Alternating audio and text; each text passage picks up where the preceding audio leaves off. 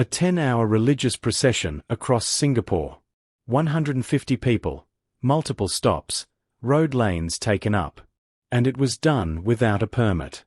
That's the key detail that led to a Taoist priest being fined in court. Tan Eng Hua, 62, helped organize this event in June 2024. It was meant to mark his association's move from Guillemard Road to Ubi. The plan was ambitious from the start.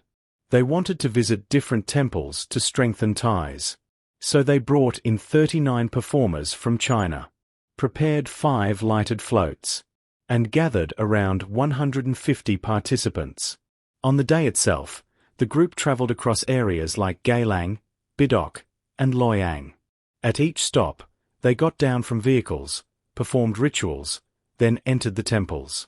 These were not small rituals. They included lion dances, dragon dances, and a Chilean performance. At certain points, they occupied at least one lane of public roads. Traffic had to be managed by auxiliary officers. The procession ended with an 800-meter walk along a public road to their new premises. Here's where it becomes legally serious. No permit was ever applied for. Under Singapore law, any public procession like this requires police approval. And this was not a case of not knowing. Tan was told beforehand that such an event would likely not be approved. But he went ahead anyway. In court, the prosecution pointed out the scale. The event cost over 42,000 Singapore dollars. It covered multiple locations. And it disrupted public roads for hours.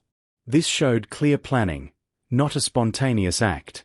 The judge called it willful noncompliance, meaning the rules were known, but deliberately ignored. His lawyer argued that safety was still considered. Auxiliary officers were hired, and no incidents were reported. Tan also cooperated with authorities. In the end, he was fined 2,000 Singapore dollars, below the maximum possible fine of 5,000 Singapore dollars. Now here's the part that many people may not think about. Singapore does allow religious expression. But once it moves into public roads, it becomes a public order issue. Because roads are shared space. Even a peaceful event can affect traffic, safety, and emergency access. So the law focuses less on intention, and more on control and coordination. This case highlights a clear line. Private belief is free. Public impact is regulated. And what makes this interesting is the balance.